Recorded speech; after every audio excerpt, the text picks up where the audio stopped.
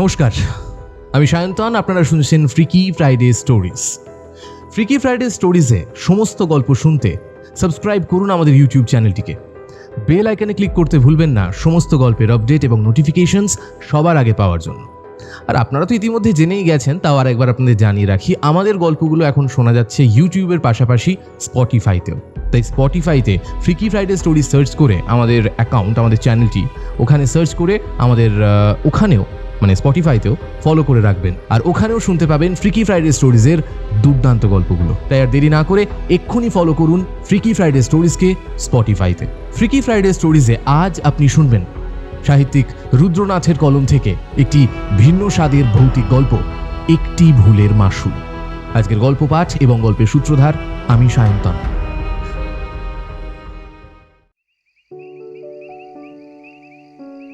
রিয়া আর বিক্রমের জীবনের প্রথম অধ্যায়টি যেন সদ্য প্রস্ফুটিত গোলাপের মতো। হাতে হাত রেখে তারা সবেমাত্র প্রবেশ করেছে দাম্পত্যের প্রথম ঋতুতে। মধুচন্দ্রিমার রেশ তখনও তাদের চোখে মুখে হৃদয়ে জুড়ে ছড়িয়ে রয়েছে। ডুয়ার্সের ঘন সবুজ বনানী, সেখানকার আদিম নিস্তব্ধতা আর চা বাগানের ভেজা মাটির গন্ধ যেন তাদের সম্পর্কের বাঁধনকে আরও মজবুত করেছে। কিন্তু সেই সব ভালো লাগার দিন আজ শেষ। আজ তাদের শিলিগুড়ি ফেরার পালা। সেখানে কয়েকদিন থেকে তারপর সোজা কলকাতা। সময় তখন মধ্যরাত ছাড়িয়েছে। আকাশে মেঘের ঘনঘটা না থাকলেও তারাদের আলো যেন পৌঁছনোর সাহস পাচ্ছিল না পৃথিবীর বুকে। প্রকৃতি যেন এক গাঢ় ভেজা কালো কম্বলে ঢাকা। ডুয়ার্সের বুক চিরে সর্পিল কালো হাইওয়ে ধরে বিক্রম দ্রুত গতিতে ড্রাইভ করছে। সে একজন পেশাদার ফটোগ্রাফার। দিনের আলোয় প্রকৃতির রং আর মানুষের অভিব্যক্তি লেন্সবন্দি করাই তার কাজ। কিন্তু রাতের এই আঁধার তার পেশার চেয়েও বেশি দাবি করছিল স্থিরতা আর সতর্কতা।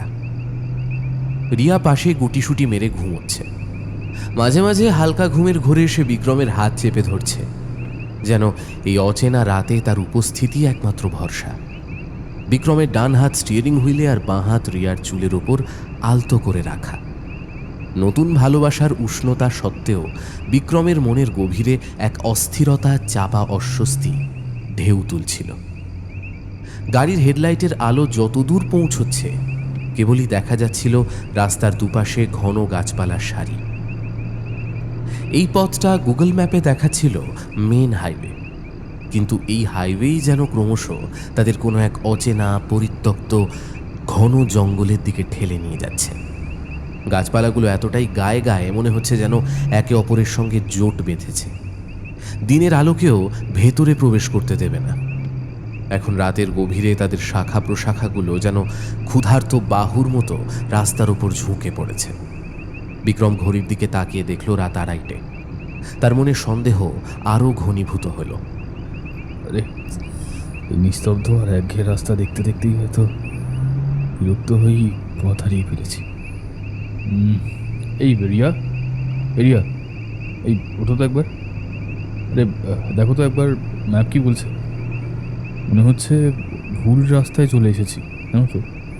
চারপাশে জঙ্গলটা বড্ড অচেনা লাগছে। ঘুম জড়ানো চোখে রিয়া ধর্মর করে উঠে বসল। ঘুমের আলস্য নিয়েই সে মোবাইলটা হাতে নিয়ে ম্যাপ দেখতে শুরু করল। স্ক্রিনে ম্যাপের যে লাল রেখাটা দেখাচ্ছিল সেটা দেখে রিয়া বুঝতে পারল তারা প্রধান রাস্তা থেকে অনেক দূরে একটা ছোট রাস্তায় ঢুকে পড়েছে। এই রাস্তা এগিয়ে গেছে গভীর জঙ্গলের দিকে।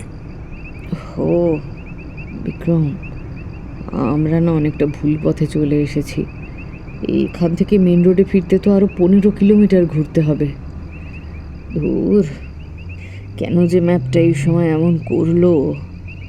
তারা দুজনে নিচু গলায় আলোচনা করছিল কিভাবে তাড়াতাড়ি এই জঙ্গল থেকে বেরিয়ে আসা যায়। ঠিক এমন সময় ঘটে গেল সেই ভয়াবহ ঘটনা, যা এক লহমায় তাদের মধুচন্দ্রিমার সব আনন্দ কেড়ে নিয়ে তাদের জীবনের গতিপথ চিরতরে পাল্টে দিল। বিক্রম হঠাৎ দেখল হেডলাইটের আলোর বৃত্তে এক মূর্তির আবির্ভাব ঘটেছে, যেন পাতাল ফুঁড়ে উঠে এসেছে সেটা। ওটা কি? সামনে ঠিক গাড়ির হেডলাইটের আলোর মাঝখানে শ্যাওলা ধরা সবুজ শাড়িতে ঢাকা একটা মেয়ে এক দৃষ্টে ওদের গাড়ির দিকে তাকিয়ে স্থিরভাবে দাঁড়িয়ে আছে। মেয়েটির চুলগুলো এলোমেলো, মুখের রং ফ্যাকাশে, দৃষ্টি শূন্য। তার এই আকস্মিক উপস্থিতি এতটাই অবিশ্বাস্য ছিল যে বিক্রমের কাছে ব্রেক কষার জন্য প্রয়োজনীয় সময়টুকুও ছিল না। বিক্রমের শরীর যেন জমে গেছে, কিন্তু সহজাত প্রতিক্রিয়া তাকে প্রাণপণে স্টিয়ারিং ধরে ঘোরানোর চেষ্টা করতে বাধ্য করল। ঘ্যাঁচ করে একটা তীক্ষ্ণ শব্দ করে গাড়িটা নিয়ন্ত্রণ হারিয়ে ডান দিকে ঝোপের দিকে ছুটে গেল। মেয়েটাকে বাঁচাতে গিয়ে এক মুহূর্তের ভুলে গাড়িটা সজোরে গিয়ে ধাক্কা মারল রাস্তার ধারের এক বিশাল বহু পুরনো একটা শিমুল গাছে। ব্রেক আর সংঘর্ষের তীব্রতায় দুজনেই সিট থেকে সামনের দিকে ছিটকে পড়ল। গাড়ির ভেতরে শুধু বিকৃত হয়ে যাওয়া ইঞ্জিনের আওয়াজ, ভাঙা কাচের টুকরোগুলো ছড়িয়ে ছিটিয়ে, আর দুজনের দ্রুত শ্বাস প্রশ্বাসের শব্দ। সময় যেন নিজেই স্তব্ধ হয়ে গেছে। মুহূর্তের মধ্যে সব শেষ। বিকট ধাতব আওয়াজের সঙ্গে সমস্ত কিছু নিস্তব্ধ। কিছুক্ষণ পর বিক্রমের জ্ঞান ফিরল। তার মাথায় তীব্র যন্ত্রণা, যেন সহস্র হাতুড়ি পিটছে। কিন্তু সবচেয়ে বেশি যন্ত্রণা করছিল তার ঘাড়ে, এক তীব্র অসহ্য কষ্ট। সে কোনো মতে নিজেকে সামলে রিয়ার দিকে তাকিয়ে ডাক দিল, রিয়া, রিয়া, তুমি তুমি ঠিক আছো? রিয়া, রিয়া, রিয়া, তুমি তুমি ঠিক আছো? তুমি ঠিক আছো রিয়া?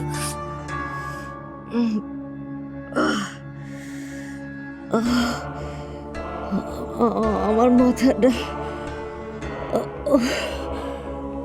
খুব যন্ত্রণা করছে। একটু ধাতস্থ হতেই নিজেদের যন্ত্রণার চেয়েও একটা বড় ভয়াল প্রশ্ন এখন তাদের মনে, মেয়েটি কোথায়? তাড়াহুড়ো করে দুজনে আটকে যাওয়া দরজা দুটো ঠেলে গাড়ি থেকে নেমে পড়ল। দুর্ঘটনার ধাক্কায় তাদের শরীরে থাকা আঘাতগুলো যেন এই মুহূর্তে অপ্রাসঙ্গিক। চারপাশে গভীর জঙ্গল, রাতের নিস্তব্ধতা যেন আরো গাঢ় হয়ে চেপে বসেছে। বাতাসে চন্দ্রমল্লিকার তীব্র গন্ধ আর জোনাকির আবছা আলো। কিন্তু সেই মেয়েটি যার জন্য অ্যাক্সিডেন্ট হলো, তার কোনো চিহ্নই নেই। ওরা দুজনে মিলে সেই জায়গাটা আতিপাতি করে খুঁজল, গাড়ির সামনে, রাস্তার ধারে, ঝোপের আড়ালে, কিন্তু কিচ্ছু নেই, কেউ নেই। কি, মেয়েটা গেল কোথায়? গাড়ির সামনেই তো ছিল। আমরা তো ওকে ধাক্কা মারতে গিয়ে নিয়ন্ত্রণ হারালাম। বিক্রম, নিশ্চয়ই ওরও লেগেছে।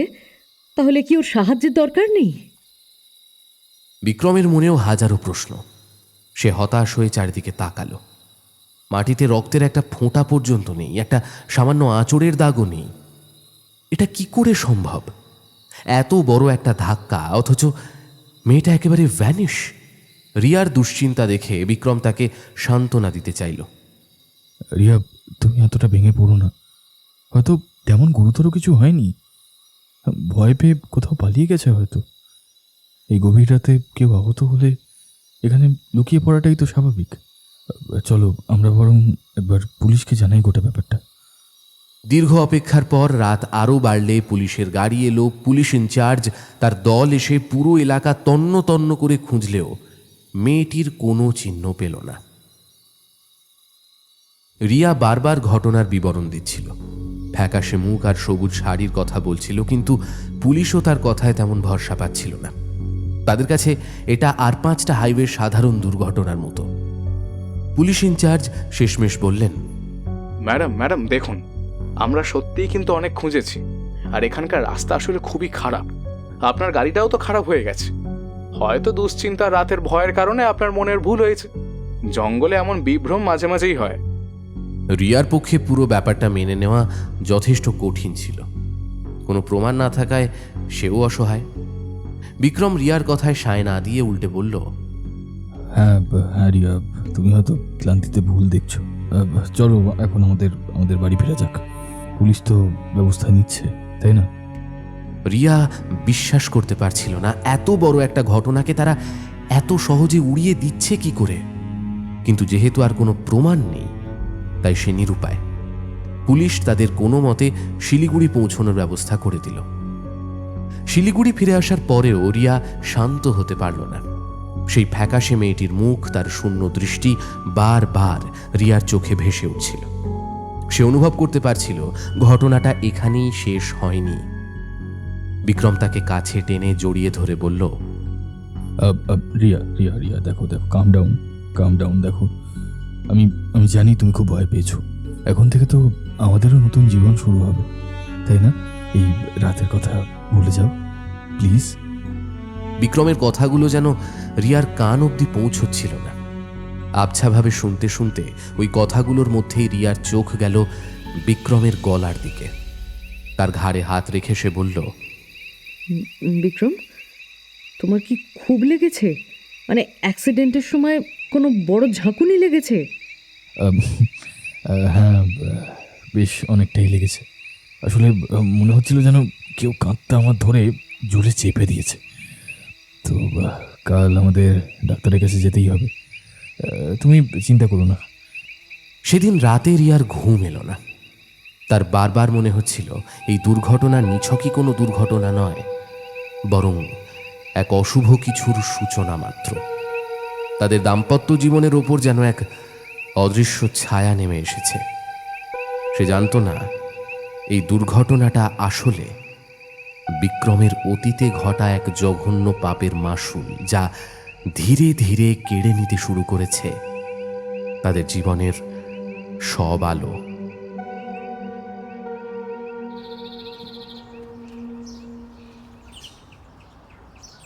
সকালের মিছে রোদ যখন সুউচ্চ অট্টালিকার ফাঁক গলে তাদের বিলাসবহুল অ্যাপার্টমেন্টের জানলায় এসে পড়ল, রিয়া তখন সবে ঘুম থেকে উঠেছে।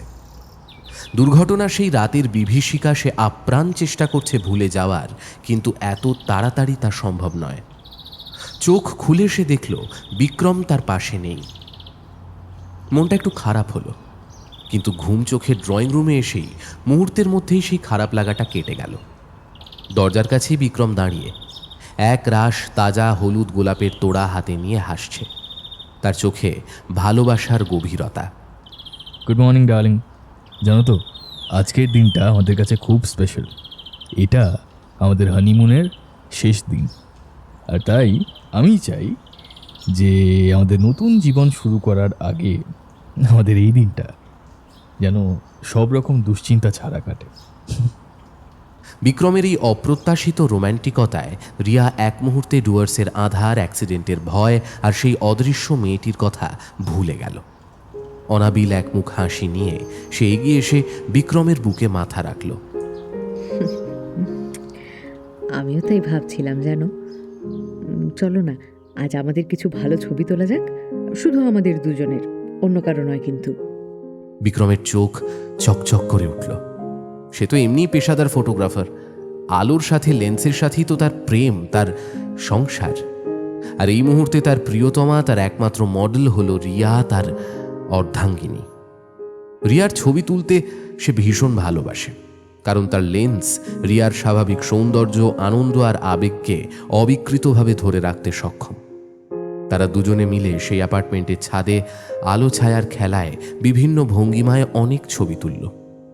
বিক্রমের হাতে তার ছবি দেখতে দারুণ লাগে, কারণ বিক্রমের ছবিতে যেন প্রাণ আছে। ছবি তোলা শেষ হলে তাদের মন ভালো হয়ে গেল।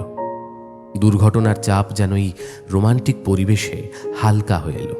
কিন্তু ভালো সময় বেশিক্ষণ টেকে না। মধুচন্দ্রিমা শেষ, এবার বাস্তবতার পালা। বিক্রমকে ফিরতে হলো তার কাজের জগতে, তার স্টুডিওতে। কিন্তু সবকিছুর মাঝে তার ঘাড়ের ব্যথাটা যেন ক্রমশই বাড়তে থাকলো। রাতে ঘুমের মধ্যেও সে মাঝে মাঝে যন্ত্রণায় কাতরে উঠতে শুরু করলো। রিয়া বারবার তাকে ডাক্তারের কাছে যেতে বলেছিল। বিক্রম, তোমার ঘাড়ের ব্যথাটা কিন্তু শুধু মাংসপেশির টান নয়। আমি বলছি শোনো, তুমি একজন ভালো নিউরোসার্জনকে দেখাও। কিন্তু বিক্রমের কাছে অজুহাতের শেষ ছিল না। তার অফিসে প্রচুর কাজ জমে গিয়েছিল, ফলে এই পরিস্থিতিতেও এক মুহূর্তের জন্য স্টুডিও থেকে দূরে থাকা তার পক্ষে সম্ভব ছিল না। সে পেনকিলার খেয়ে আর অতিরিক্ত কাজের চাপে সেই রাতের ঘটনা আর শরীরের অস্বস্তি দুটোকেই যেন এড়িয়ে চলতে চায়।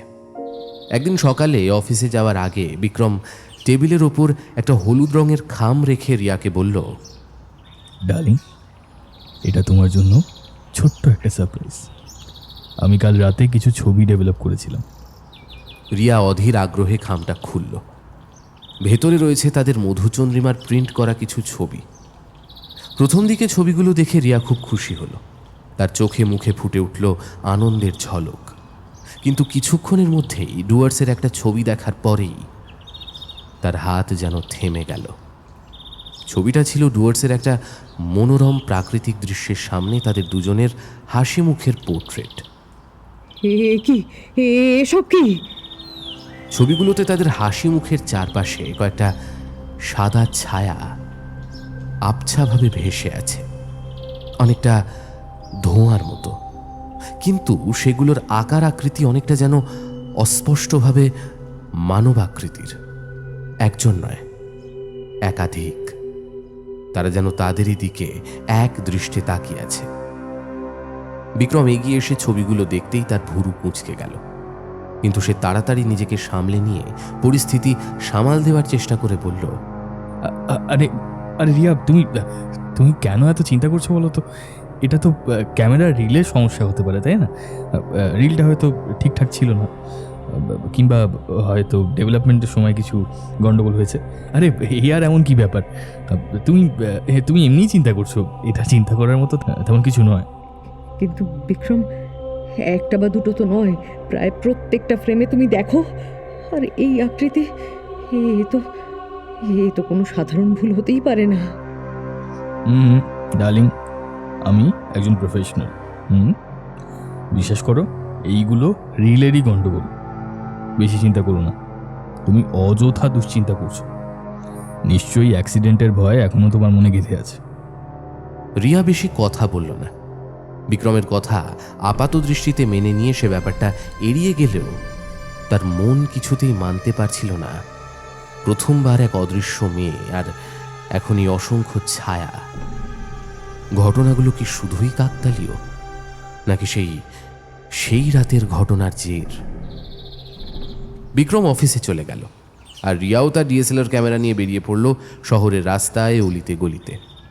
স্ট্রিট ফটোগ্রাফি করতে তার খুব ভালো লাগে। শহরের নানা কোণের মানুষের নানা মুহূর্তের এই ক্যামেরা বা রিলের কোনো ত্রুটি থাকার প্রশ্নই ওঠে না। রিয়া মনে মনে স্থির করল, একটা কাজ করি, আজ সারাদিন আমি এই ক্যামেরাটায় ছবি তুলব। এই ক্যামেরার ছবিতেও যদি কোনো অস্বাভাবিকতা ধরা পড়ে, তাহলে বিক্রমের কোনো অজুহাত আমি এর শুনব না। সন্ধ্যায় বাড়ি ফিরে রিয়া দেখল বিক্রমের অফিসের ল্যাপটপে আলো জ্বলছে। সে ভেতরে গিয়ে দেখল বিক্রম তার সেক্রেটারি মিতা দুজনেই কাজের মধ্যে ডুবে আছে। তাদের সামনে একাধিক ফটোগ্রাফি ম্যাগাজিন, ক্লায়েন্টের ডিটেলস আর ল্যাপটপে আলোর কারিগরি। বিক্রম রিয়াকে দেখেই চেয়ার ছেড়ে উঠে তার কাছে এলো। ওদের সম্পর্কটা ছিল ভীষণ ঘনিষ্ঠ, ভালোবাসার বাঁধনে মোড়া। মিতা ওদের এই সম্পর্কের গভীরতা জানতো আর প্রচণ্ড শ্রদ্ধাও করত। রিয়া, তুমি কোথায় ছিলে? হ্যাঁ, আমার তো চিন্তা হচ্ছিল নাকি তোমার জন্য। আমি তোমার জন্য কফি বানাবো। ঠিক সেই মুহূর্তে মিতা হাতে ফোন নিয়ে উঠে এলো। স্যার, এটা আপনার ইম্পর্টেন্ট ক্লায়েন্টের কল, 9টা থেকে। বিক্রম ফোন ধরতে চলে গেল। মিতা রিয়ার দিকে তাকিয়ে বলল, কোথায় ঘুরে এলেন ম্যাডাম? আজকে সারাদিনের গল্প বলুন তো, নিশ্চয়ই অনেক সুন্দর সুন্দর ছবি তুলেছেন। রিয়া উৎফুল্ল হয়ে তার ডিজিটাল ক্যামেরাটা মিতার হাতে দিয়ে বলল, ওই আর কি, অনেক ছবি তুলেছি, দেখো তো কেমন হয়েছে। তুমি তো ক্যামেরার অনেক কিছু বোঝো। মিতা ছবিগুলো দেখতে শুরু করলো। প্রথমে দুটো ছবি, শহরের স্কাইলাইন আর একটি বিখ্যাত স্থাপত্যের। তা দেখে মিতা অনেক প্রশংসা করল। কিন্তু তৃতীয় ছবিটা দেখার পরেই মিতার চোখ বড় হয়ে গেল, তার মুখটাও ফ্যাকাশে হয়ে এলো। সে প্রায় ফিসফিস করে বলল, ম্যাডাম, এগুলো কি? এ যে অলৌকিক। রিয়া কৌতূহলী হয়ে কাছে এলো। তার তোলা ডিজিটাল ছবিগুলোতেও সেই একই সাদা ছায়া, অসংখ্য আবছা মানবাকৃতির ছায়া। এবার আর রিল বা ডেভেলপমেন্টের অজুহাত দেওয়া সম্ভব নয়। ছায়াগুলো ক্যামেরার লেন্সের সামনে ছিল না, ছিল ছবির দৃশ্যের ভেতরে। মিতা ভয় ও উত্তেজনায় বলল, ম্যাডাম, আমার মনে হয় এগুলো কোনো সাধারণ ছবির গোলমাল নয়। আমি এই ধরনের ফটোগ্রাফিক এনার্জি সম্পর্কে পড়েছি। এই ছায়াগুলো একটা বিশেষ রকমের অশুভ শক্তি নির্দেশ করছে, কোনো আত্মা বা অপার্থিব উপস্থিতি। আপনি কি খেয়াল করেছেন এই ছায়াগুলো সবসময় আপনার অথবা স্যারের খুব কাছাকাছি দেখা যাচ্ছে? রিয়ার শরীর যেন জমে গেল। তার মনের সব সন্দেহ এখন মিতার কথায় নিশ্চিত হলো। অ্যাক্সিডেন্টটা কোনো নিছক ঘটনা ছিল না, কোনো এক অশুভ শক্তি তাদের অনুসরণ করছে। বিক্রমকে ফোন রেখে ফিরে আসতে দেখে রিয়া দ্রুত মিতার কাছ থেকে ক্যামেরাটা নিয়ে এলো। রাতে বিক্রমের বন্ধুরা এলো একটা ছোট পার্টিতে। বিক্রমের বস চন্দন একজন সফল কর্পোরেট, আর আরেক বন্ধু জয়, তিনি গ্ল্যামার ফটোগ্রাফার। আড্ডা জমে উঠল হাসি ঠাট্টায়। এত হুল্লোড়ের মাঝেও কিন্তু রিয়ার মন কিছুতেই শান্ত হলো না। সে নীরবে বসে দেখল চন্দন, জয় আর বিক্রমের মধ্যে এক গভীর বন্ধুত্ব। কিন্তু তার মন বলছিল এই সাদা ছায়াগুলো কোনো ক্যামেরা বা রিলের দোষ নয়, এর পেছনে অন্য কোনো রহস্য লুকিয়ে আছে। তা ধীরে ধীরে তাদের জীবনের সব আনন্দ গিলে খেতে শুরু করেছে। পরের দিন বিক্রম তার ক্লায়েন্টের প্রফেশনাল ফটোশ্যুট করছিল। স্টুডিওর ভেতরে কৃত্রিম আলোর ঝলকানি, মডেলের প্রস্তুত হওয়া আর সহকারী ফটোগ্রাফারদের ব্যস্ততা, এই পরিচিত পরিবেশ বিক্রমের মধ্যে এক অন্য ধরনের স্বস্তি এনে দেয়। অন্তত এখানে সে নিজের জগতে, যেখানে ডুয়ার্সের আধার কিংবা সাদা ছায়ার কোনো জায়গা নেই। বিক্রম তার ডিএসএলআর ক্যামেরা হাতে নিল। আজ তার একটা ফ্যাশন ম্যাগাজিনের জন্য হাই ক্লিনিক্যাল শট তোলার কাজ ছিল। প্রথম দিকে সব ঠিকঠাকই ছিল। বিক্রম তার কাজে সম্পূর্ণ মনোযোগীও ছিল। মডেলকে পোজ দিতে বলেছিল, আলোর সূক্ষ্মতম তারতম্য লক্ষ্য করছিল। কিন্তু প্রায় মিনিট 10 কাজ করার পরেই তার মনে এক অশুভ সন্দেহ দানা বাঁধতে শুরু করে। বিক্রম যখন ক্যামেরার ভিউ ফাইন্ডারে চোখ রাখল, তখন এক ঝলকের জন্য মডেলের ঠিক পেছনে স্টুডিওর এক অন্ধকার কোণে সেই মেয়েটির অবয়ব দেখতে পেল। ফ্যাকাশে মুখ, এলোমেলো সবুজ শাড়ি, এক মুহূর্তে সে আসে, আবার পর মুহূর্তেই মিলিয়ে যায়। যেন লেন্সের ভেতর দিয়ে অন্য কোনো জগতের দৃশ্য দেখছে সে। প্রতিবারই সে অবাক হয়ে ক্যামেরা নামিয়ে চোখ তুলে তাকায়, কিন্তু না, কেউ নেই। মেয়েটির সঙ্গে সঙ্গে উধাও হয়ে যায়। স্টুডিওর কর্মীরাও কেউ কিছু দেখছে না, তারা স্বাভাবিকভাবে কাজ করে যাচ্ছে। এই ঘটনা বারবার ঘটতে লাগলো। যে মুহূর্তে ধৈর্য সবচেয়ে বেশি কার্যকরী, সেই মুহূর্তে হৃদস্পন্দন যেন হঠাৎই বাড়তে শুরু করলো। সে বুঝতে পারল তার মনের স্থিরতা ভাঙতে শুরু করেছে, আর ঠিক তার সাথে পাল্লা দিয়ে ঘাড়ের অসহ্য যন্ত্রণাটাও যেন 10 গুণ বেড়ে গেল। মনে হচ্ছিল সেই অদৃশ্য মেয়েটি সত্যি যেন তার কাঁধের ওপর চেপে বসে আছে, আর তার নখগুলো বিক্রমের ঘাড়ের মাংসপেশিগুলোকে জোরে খামচে ধরেছে। সে যতবারই মেয়েটাকে দেখছে, ততবারই তার শরীরটা একটা তীব্র ঝাঁকুনি দিয়ে উঠছে। ফটোশ্যুট কোনো মতে শেষ হলো। বিক্রমের শরীর ঘামে পুরো ভিজে গেছে। তার সহকর্মীরা ভাবল সে হয়তো অতিরিক্ত কাজের চাপে অসুস্থ হয়ে পড়েছে, কিন্তু বিক্রম জানতো এটা কোনো সাধারণ ক্লান্তি নয়, এটা এক অদৃশ্য আক্রমণের ফল। সে দ্রুত চলে গেল স্টুডিও ডার্ক রুমে ছবি ডেভেলপ করতে। এটা বিক্রমের পুরনো অভ্যেস। ডিজিটাল যুগেও সে কিছু গুরুত্বপূর্ণ ছবি নিজের হাতে ডেভেলপ করে, বিশেষ করে সেই ছবিগুলো যেখানে সে কোনো ত্রুটি বা অস্বাভাবিকতা দেখতে পায়। সে নিশ্চিত হতে চেয়েছিল আজকের এই দৃশ্যগুলো কেবল তার চোখের ভুল ছিল কিনা। একটা নেগেটিভ প্লেট নিয়ে যখন সে ডার্ক রুমের লাল আলোতে ধরল, তখন সে অদ্ভুত কিছু একটা দেখতে পেয়েছিল। প্লেটের মাঝখানে মডেলের পাশে একটা অস্পষ্ট ধূসর অবয়ব, অনেকটা সেই সাদা ছায়ার মতোই, কিন্তু আরও স্পষ্ট। নেগেটিভের ভেতর যেন একটা মুখ ধীরে ধীরে স্পষ্ট হচ্ছে। বিক্রমের বুক কেঁপে উঠল। সে আরও কাছে গিয়ে প্রায় নেগেটিভের সাথে চোখ লাগিয়ে দেখতে চেষ্টা করলো। ঠিক সেই মুহূর্তে তার চোখ ধাঁধিয়ে গেল। ডার্ক রুমের সীমিত আলোতেও সে অনুভব করল সে মেয়েটি আবার তার সামনে দাঁড়িয়েছে, এবার আরও কাছে, একদম মুখোমুখি। তার নিঃশ্বাস যেন বিক্রমের মুখে এসে লাগছে, বিক্রমের মুখ থেকে একটা তীব্র দম বন্ধ করা আর্তনাদ বেরিয়ে এলো। সে অনুভব করলো মেয়েটার ঠান্ডা ভেজা আঙুলগুলো যেন তার গালে, তার ঠোঁটে, সমস্ত মুখ জুড়ে কিলবিল করছে। ঠিক তক্ষুনি বিক্রমের নাকে এসে ঠেকল পচে যাওয়া মাংসের গন্ধ। বিক্রম এক লহমায় ঘোর কাটিয়ে হতবিহ্বল হয়ে বাথরুমের দিকে ছুটল। মুখ ধুতে হবে, মুখ ধুতে হবে, মুখ ধুতে হবে, এক্ষুনি এক্ষুনি এক্ষুনি এক্ষুনি এক্ষুনি। ওর স্পর্শ আমার গায়ে থেকে মুছে ফেলতে হবে। আমাকে আমাকে মুখ ধুতে হবে, মুখ ধুতে হবে, এক্ষুনি এক্ষুনি মুখ ধুতে হবে আমাকে। আয়নার সামনে দাঁড়িয়ে কল খুলে দিল বিক্রম। মুখে ঠান্ডা জলের ঝাপটা দিয়ে তোয়ালেটা হাতে তুলে নিল মুখ মোছার জন্য। কিন্তু এ কি? লাল রঙের এক চটচটে তরল সাদা তোয়ালেটায় লেগে এ তো রক্ত। আতঙ্কে বিক্রম আয়নার দিকে তাকিয়ে দেখল তার নিজের চেহারায়, মুখের চারপাশে জায়গায় জায়গায় সেই একই চটচটে লাল তরল লেগে আছে, যেন সে রক্ত দিয়ে স্নান করেছে। তীব্র ধাতব রক্তগন্ধ তার নাকে প্রবেশ করে ভেতরটা গুলিয়ে দিল। কি হচ্ছে আমার সাথে? ঠিক তখনই মিতা দরজায় কড়া নাড়ল।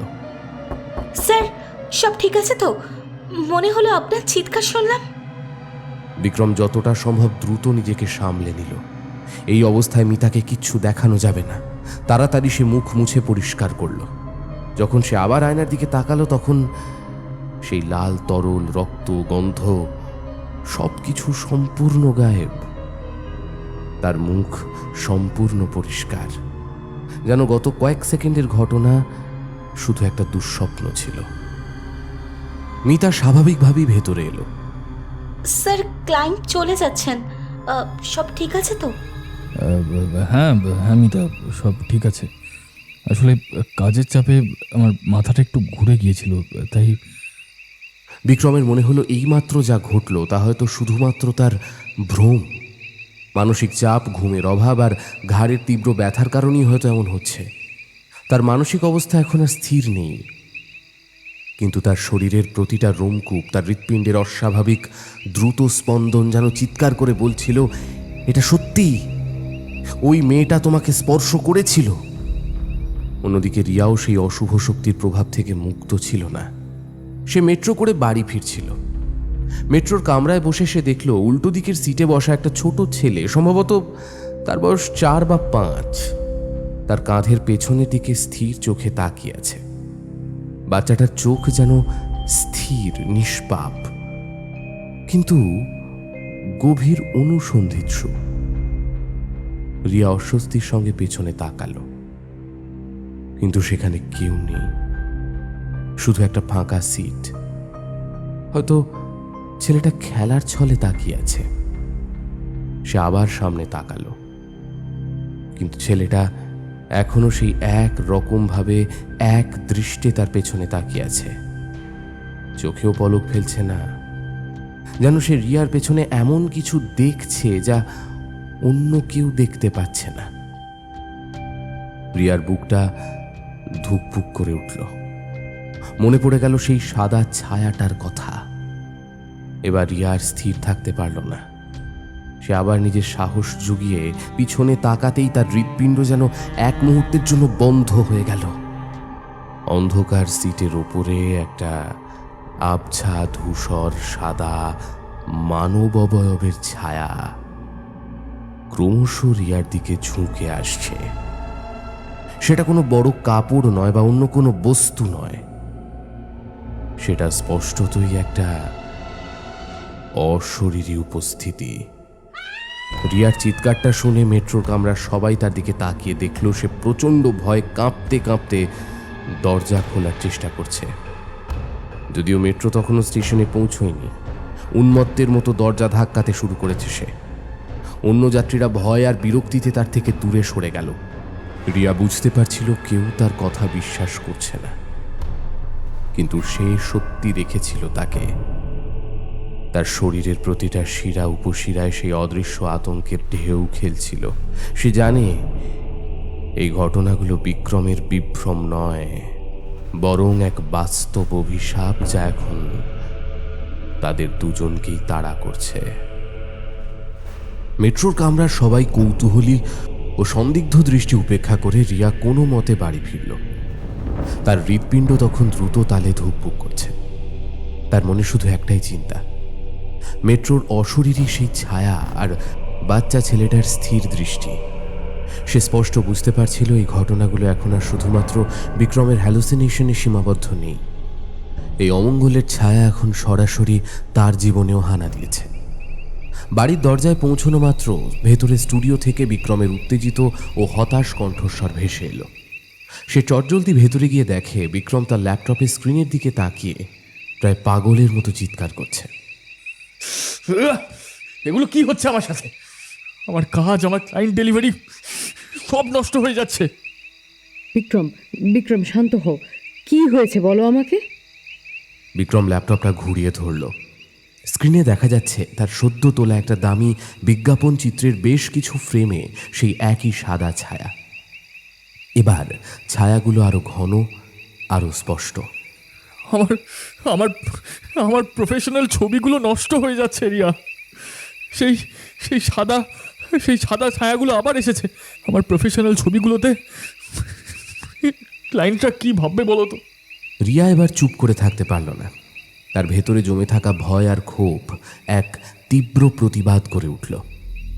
এটা কোনো সাধারণ সমস্যা নয় বিক্রম। তুমি এখনো এটাকে ক্যামেরার গোলমাল বা কাজের চাপ বলে উড়িয়ে দিতে কেন চাইছো? প্রথমে আমাদের হানিমুনের ছবি, তারপর আমার ঘোরার জায়গার ছবি, আর শেষে এখন তোমার ক্লায়েন্টের ছবি। আমার মনে হয় সেই রাতে ডুয়ার্সের দুর্ঘটনার পর থেকেই এটা শুরু হয়েছে। সেই মেয়েটা কোনো সাধারণ মেয়ে ছিল না। রিয়া প্লিজ, তোমার সব কিছুর পেছনে সেই দুর্ঘটনার কারণটা আনা বন্ধ করবে তুমি? আরে পুলিশ বললো কেউ নেই, আমি বলছি, তোমার তাও মনে এখনো পর্যন্ত সেইগুলো ঢুকে আছে। আমার মনে হয় তুমি মানসিকভাবে দুর্বল হয়ে পড়েছো। তোমার মাথা খারাপ হয়ে আসছে আস্তে আস্তে। রিয়া স্তম্ভিত হয়ে গেল। নিজের চোখে সব দেখেও বিক্রম এইভাবে সত্যি অস্বীকার করছে কি করে? আমার মাথা খারাপ হয়নি বিক্রম, কিন্তু তোমার কি হয়েছে? তুমি কেন অন্ধের মতো এগুলো অস্বীকার করছো? তোমার ঘাড়ের অসহ্য ব্যথা, আমার ছবিতে আসা সাদা ছায়া, এগুলো সব যুক্ত। কেন বুঝতে চাইছো না যে আমরা বিপদে আছি? তুমি আমাকে বিশ্বাস করছো না। তুমি আমাকে একজন উন্মাদ ছাড়া আর কিছুই ভাবছো না। তাদের মধ্যে এক তীব্র ঝগড়া শুরু হলো। বিক্রমের আত্মরক্ষা আর রিয়ার সত্য প্রতিষ্ঠার তাগিদ, দুটো বিপরীত স্রোত তাদের সম্পর্কের ওপর চাপ সৃষ্টি করছিল। আমার এখন বিশ্রাম দরকার। Did you get that? তোমার সাথে কথা বলার মতো আমার পরিস্থিতি এখন আর নেই।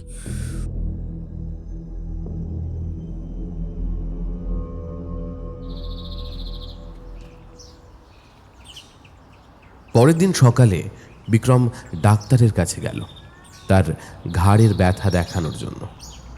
চেম্বারে ঢোকার আগে যখন তার ওজন মাপা হলো, নার্স মেশিনের দিকে তাকিয়ে প্রায় চমকে উঠল। 150 কেজি? স্যার, আপনার ওজন কি সত্যি এত? এই কি বলছোটা কি?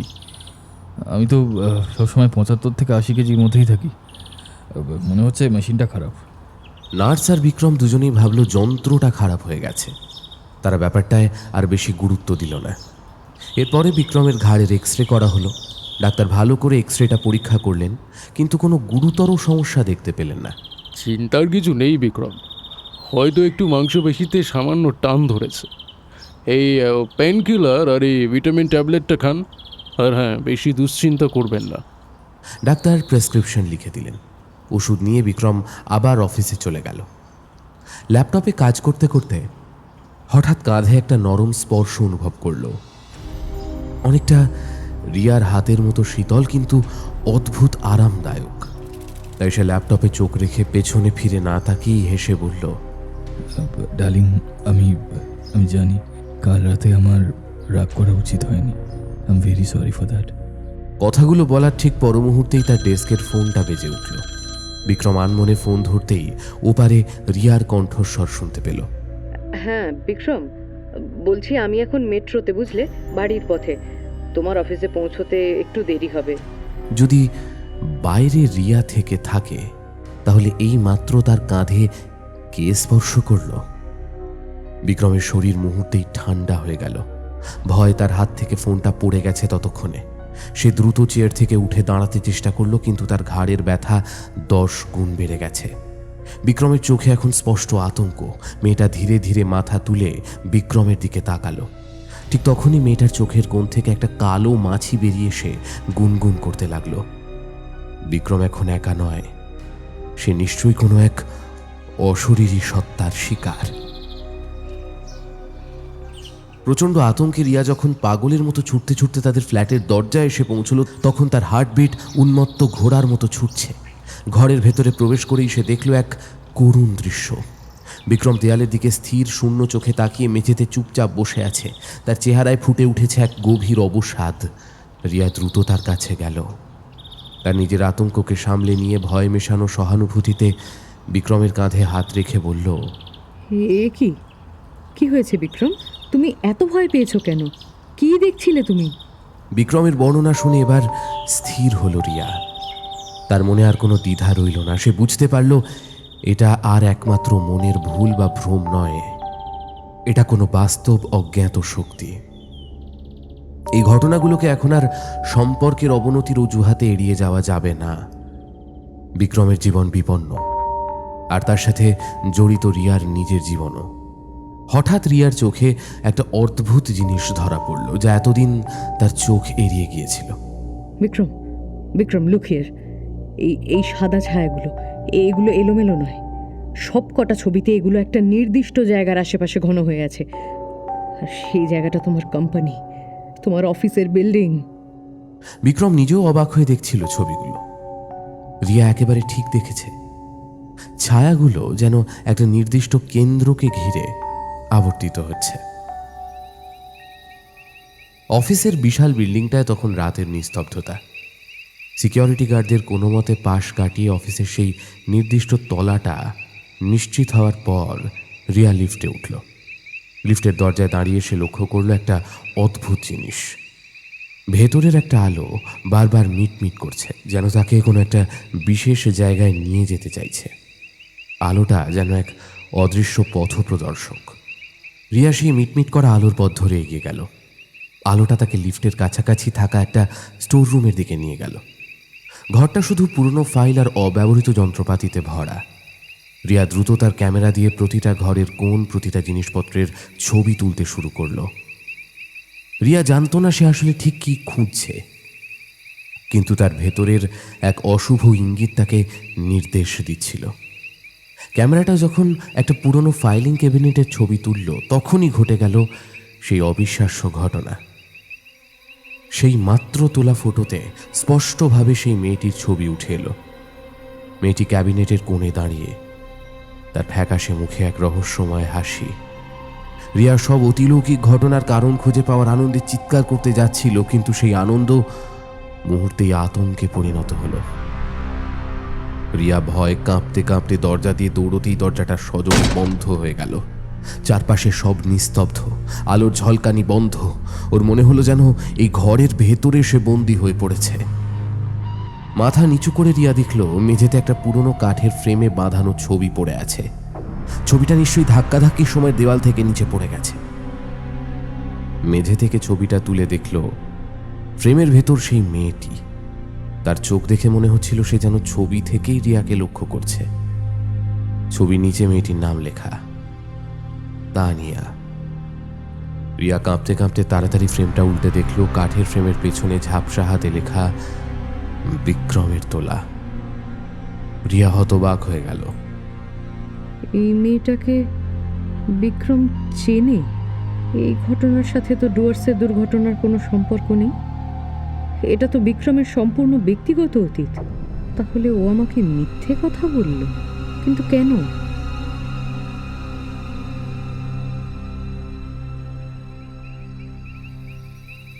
এদিকে বিক্রম বাড়িতে সোফায় বসে বিশ্রাম নিচ্ছিল। তার ঘাড়ের ব্যথাটা কিছুটা কমে এলেও মনের যন্ত্রণা ছিল অসহ্য। সে বারবার সেই অশরীরী মেয়েটির চেহারা মনে করার চেষ্টা করছিল, কিন্তু ঠিকমতো মনে করতে পারছিল না। তখন হঠাৎ তার পেছন থেকে ক্যামেরার শাটার ক্লিকের শব্দ এলো। সে দ্রুত ঘুরে দেখল কেউ নেই। ভাবলো হয়তো ভুল করে ক্যামেরাটা অন করা ছিল, কিংবা তার মনের উত্তেজনার জন্য ভুল শুনল। সে ক্যামেরাটার দিকে এগিয়ে যেতেই ঘরের আলো ধীরে ধীরে নিভে গেল, আর ঠিক তখনই ক্যামেরাটা নিজে থেকেই ফ্ল্যাশ করতে শুরু করলো। বিক্রম ভয় পেয়ে চিৎকার করে উঠল। ফ্ল্যাশের তীব্র আলোয় সে আবার তানিয়াকে দেখল। মেয়েটি ঘরের এক কোণে কালো ছায়ার ভেতর দাঁড়িয়ে হাসছে। তার হাসি যেন বিক্রমের সমস্ত অস্তিত্বকে উপহাস করছে। বিক্রম ভয়ে প্রায় কাঁদতে কাঁদতে গেটের দিকে ছুটল। ঠিক সেই সময় দরজা খুলে রিয়া ঘরে ঢুকে এলো।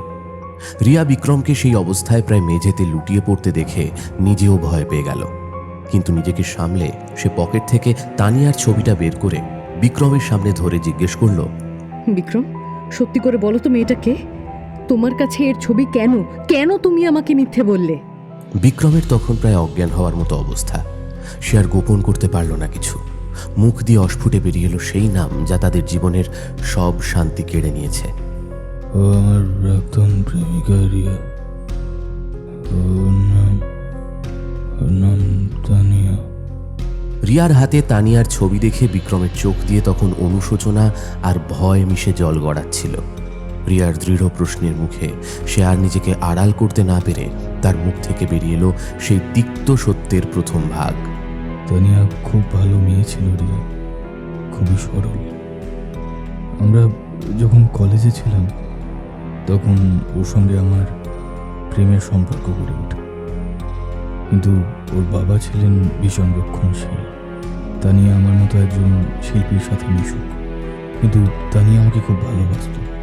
আমার উপর বিশ্বাস রেখে ওর পরিবার, ওর ঐতিহ্য সব ছেড়ে চলে আসে আমার সাথে। ও আমাকেই তার জীবনসঙ্গী হিসেবে বেছে নিয়েছিল।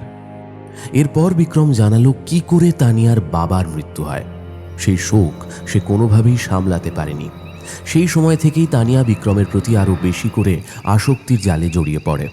তার ভালোবাসা পরিণত হয় এক ধরনের পাগলামিতে। সে চাইতো বিক্রম যেন প্রতি মুহূর্তে তার পাশে থাকে, যেন সে বিক্রমের ছায়া হতে চায়। বিক্রমের নিঃশ্বাস ভারী হয়ে এলো। আমি আমি বুঝতে পারছিলাম যে আমাদের সম্পর্কটা ক্রমশ অসুস্থ হয়ে যাচ্ছে। আমি আর পারছিলাম না। আমি এই সম্পর্ক থেকে বেরিয়ে আসতে চেয়েছিলাম। আমি যখন ব্রেকআপ করতে চাইছিলাম, তানিয়া মানতে পারলো না। আমাকে না ছাড়ার জন্য সে রীতিমতো জেদ করতে লাগলো, এমনকি আত্মহত্যার হুমকিও দিচ্ছিল আমাকে। আমার ওপর একটা ভয়ানক মানসিক চাপ তৈরি হয়েছিল রিয়া। আমি অনেক চেষ্টা করেছিলাম ওকে বোঝাতে, কিন্তু একসময় ও হঠাৎই শান্ত হয়ে যায়। আমার মনে হয়েছিল সব হয়তো ঠিক হয়ে গেছে, আর আমাদের মধ্যে কোনো যোগাযোগ ছিল না। আমি শপথ করে বলছি রিয়া, আমি আমাদের বিয়ের আগে পর্যন্ত ওকে একবারও দেখিনি। আমি সত্যিই জানি না যে ও এখন কেন আবার ফিরে এলো। মানে আমি আমি সত্যিই বুঝতে পারছি না কি হচ্ছে। রিয়া সব শুনল। তার চোখ দুটো তখন স্থির। বিক্রমের চোখের গভীরে যেন সে সত্যিটা খোঁজার চেষ্টা করছে। এই ঘটনাটা তাদের সম্পর্কের আগে ঘটেছিল। রিয়ার ভালোবাসা ছিল পরিপক্ক। সে অন্ধভাবে ভালো না বেসে বুঝেছিল সবারই একটা অতীত থাকে। বিক্রম যদি সত্যি অনুতপ্ত হয় আর তানিয়া যদি মানসিক ভারসাম্যহীন হয়ে থাকে, তবে তার পাশে থাকা উচিত। সে বিক্রমকে ক্ষমা করে দিল। তার মনে হলো এখন তাদের একসঙ্গে এই অশুভ ছায়া থেকে বেরিয়ে আসা প্রয়োজন। বিক্রম যেন হাঁপ ছেড়ে বাঁচল। সে রিয়াকে দৃঢ়ভাবে বলল, হ্যাঁ হ্যাঁ রিয়া, বিশ্বাস করো, আমি আমি আমি সব ছেড়ে দেবো। হ্যাঁ, আমার কাজ, আমার আমার স্টুডিও, আমি আমি আর এই শহরে থাকবো না। আমরা আমরা এক্ষুনি শিলিগুড়ি ফিরে যাব, একটা নতুন জীবন শুরু করব। এই শহরটা আমাদের জন্য একেবারে অভিশপ্ত। সেই রাতে রিয়া যখন ক্লান্তিতে ঘুমে আচ্ছন্ন, বিক্রম তখন চরম অস্থিরতায় ছটফট করছে। রিয়া তাকে ক্ষমা করলেও বিক্রমের মনের গভীরে এক অজানা আতঙ্ক কাজ করছিল। সে তার বন্ধু চন্দনকে ফোন করল। চন্দন, তুই কি ইদানিং তানিয়াকে দেখেছিস? হ্যাঁ, কিছুদিন আগে আমার স্টুডিওর বাইরে আমার সঙ্গে দেখা হয়েছিল, কিন্তু কোনো কথা হয়নি। আমার দিকে শুধু অদ্ভুতভাবে তাকিয়ে হাসছিল, কেমন যেন রহস্যময়, অশরীরী হাসি। ভাই, আমি তো ভয় পেয়ে গিয়েছিলাম। ঠিক তখনই বিক্রম তার কাঁধে একটা চাপ অনুভব করল, ঠান্ডা অথচ ভারী চাপ। সে ভাবল রিয়া জেগে উঠেছে, কিছু জিজ্ঞাসা করতে চাইছে হয়তো। সে আর গুরুত্ব দিল না, কেবল শান্ত থাকার চেষ্টা করল। কিন্তু ও জানত না রিয়া তখনও গভীর ঘুমে আচ্ছন্ন। হঠাৎ বিক্রমের কাঁধে তীব্র ব্যথা শুরু হলো, এক ধরনের অসহ্য তীব্র খিঁচুনি। মনে হলো কেউ যেন তার কাঁধের পেশিগুলো ছিঁড়ে ফেলতে চাইছে। যন্ত্রণায় সে কোকিয়ে উঠল। এদিকে অন্য প্রান্তে বিক্রমের বন্ধু জয়, যে ছিল শহরের অন্যতম সেরা গ্ল্যামার ফটোগ্রাফার। সে তখন একটা ফটোশ্যুটে ব্যস্ত ছিল। স্টুডিওর আলো, মডেলের প্রস্তুতি সবকিছুই স্বাভাবিক। জয় তার ক্যামেরার ভিউ ফাইন্ডারে চোখ রেখে গভীর মনোযোগের সঙ্গে কাজ করছিল। হঠাৎই লেন্সের ভেতরে একটা সাদা ছায়া দেখা গেল। ছায়াটা এতটাই আবছা ছিল যে প্রথমে জয় ভাবল এটা নিশ্চিতভাবে লেন্সের ভেতরে ধুলো বা অতিরিক্ত আলোর প্রতিফলন। বিরক্তি নিয়ে সে মডেলকে পোজ বদলাতে বলে তার সহকারীকে ডাকলো লেন্স পরিষ্কার করার জন্য। তাড়াতাড়ি লেন্সটা পরিষ্কার করতো, মনে হচ্ছে ভেতরে ধুলো জমেছে। সহকারী লেন্স পরিষ্কার করে দেওয়ার পর জয় যখন আবার ভিউ ফাইন্ডারে চোখ রাখল, তখন ছায়াটা শুধুই ফিরে এলো তাই নয়, এবার তা আরও আগের চেয়ে স্পষ্ট, আরও ঘনীভূত। ছায়াটা যেন লেন্সের ঠিক মাঝখানে স্থির হয়ে আছে, আর তার আকার দ্রুত পরিবর্তিত হচ্ছে। জয় ক্যামেরাটা নামিয়ে নিজের চোখটা মুছে নিতে যেতেই সামনে দেখল সাদা ছায়াটা এবার শুধু লেন্সের ভেতরে নয়, লেন্সের কাঁচ ভেদ করে তার দিকে সরাসরি এগিয়ে আসছে। ছায়াটা যেন লেন্সের কাঁচের বাইরে, অথচ লেন্সের মধ্যে দিয়ে দৃশ্যমান। ভয়াবহতা যখন চরমে পৌঁছল, তখন ছায়াটা একটা তীক্ষ্ণ কাঁচের সূঁচের আকার ধারণ করল। এই সূক্ষ্ম অশরীরী অস্ত্রটি বিদ্যুতের গতিতে লেন্সের কাঁচের কেন্দ্রবিন্দুতে আঘাত হানল। টুক করে একটা মৃদু কিন্তু কঠিন শব্দ, আর পর মুহূর্তেই কাঁচের সেই কেন্দ্রবিন্দু থেকে অদৃশ্য শক্তি তীব্র বেগে জয়ের চোখের দিকে ধেয়ে গেল। জয় এক তীব্র যন্ত্রণা অনুভব করল। মনে হলো তার চোখ ভেদ করে কিছু একটা তার মস্তিষ্কের গভীরে প্রবেশ করল। জয়ের মুখ থেকে এক তীব্র অমানবিক আর্তনাদ বেরিয়ে এলো। যন্ত্রণায় তার শরীর ধনুকের মতো বেঁকে যাচ্ছে। সে তার হাত দিয়ে চোখ চেপে ধরল, কিন্তু রক্ত তার আঙুলের ফাঁক দিয়ে গড়িয়ে নামতে শুরু করেছে। ক্যামেরাটা হাত ফসকে মাটিতে পড়ে যেতেই বিকট শব্দে ভেঙে গেল লেন্স আর বডি। জয় মাটিতে লুটিয়ে পড়ে যন্ত্রণায় কাতরাতে কাতরাতে নিস্তেজ হয়ে এলো। স্টুডিওর কর্মীরা ছুটে এসে দেখল জয়ের শরীর সম্পূর্ণ অসাড়, দেহটা মেঝেতে পড়ে আছে আর তার চোখ রক্তে ভেসে যাচ্ছে। তার মুখ দেখে মনে হচ্ছিল সে এমন কোনো ভয়াবহ দৃশ্য দেখেছে যা তাকে এক লহমায় মৃত্যুর পথে ঠেলে দিয়েছে। এক নীরব অশুভ প্রতিশোধের শেষ আঘাত।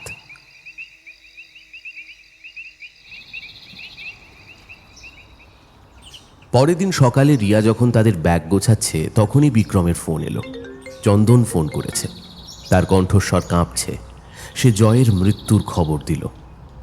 ওর ক্যামেরার লেন্স ভেঙে গেছে, আর ওর শরীর, ডাক্তাররা বলছে কিছু একটা তীক্ষ্ণ জিনিস ওর চোখের মধ্যে দিয়ে গিয়ে মস্তিষ্কে আঘাত করেছে, কিন্তু সেখানে কোনো অস্ত্রের চিহ্ন নেই। বিক্রম স্তব্ধ। জয় মারা গেছে। তার ঘাড়ের ব্যথাটা যেন আবার ফিরে এলো এক ভয়াবহ পূর্বাভাস নিয়ে। ওরা ঠিক করলো হাসপাতালে দেখা করবে, কিন্তু চন্দন ফোনের ওপারে অদ্ভুতভাবে চুপ করেছিল, যেন কোনো একটা অদৃশ্য হিমশীতল শক্তি তাকে নিয়ন্ত্রণ করছে। তার স্বাভাবিক বাচনভঙ্গি সম্পূর্ণ হারিয়ে গেছে। হাসপাতালে পৌঁছে যখন বিক্রম শুনল জয়কে বাঁচানো যায়নি, তখন সে পুরো ভেঙে পড়ল। চন্দন তখনও আসেনি দেখে তাকে ফোন করল। চন্দন ফোন ধরল, কিন্তু একটা কথাও বলল না। শুধু ভারী অস্বাভাবিক শ্বাস প্রশ্বাসের আওয়াজ শোনা গেল ওপার থেকে। বিক্রম আর রিয়া দেরি না করে সোজা চন্দনের অ্যাপার্টমেন্টের দিকে ছুটল। চন্দনের অ্যাপার্টমেন্টে ঢুকে তারা ড্রয়িং রুমের টেবিলের ওপর একটা ছবি দেখল। সেটা বিক্রম আর রিয়ার বিয়ের একটা ছবি। ছবিটাকে যেন যত্ন করে নয়, বরং আক্রোশের সঙ্গে টুকরো টুকরো করে কেটে দিয়েছে কেউ, যেন এই সম্পর্ককে ধ্বংস করার জন্য কেউ বদ্ধপরিকর। ঠিক সেই সময় চন্দন বাইরে এলো। তার মুখে প্রচণ্ড ভয় আর হতাশার ছাপ। চোখ দুটো ঘুমহীন আর শরীরের ভঙ্গি অস্বাভাবিকভাবে কঠোর। পর মুহূর্তেই ঘটে গেল সেই মর্মান্তিক ঘটনা। চন্দন পাগলের মতো বারান্দার দিকে দৌড়ল। বিক্রম আর রিয়া কিছু বুঝে ওঠার আগেই চন্দন বারান্দার রেলিং টপকে নিচে ঝাঁপ দিল।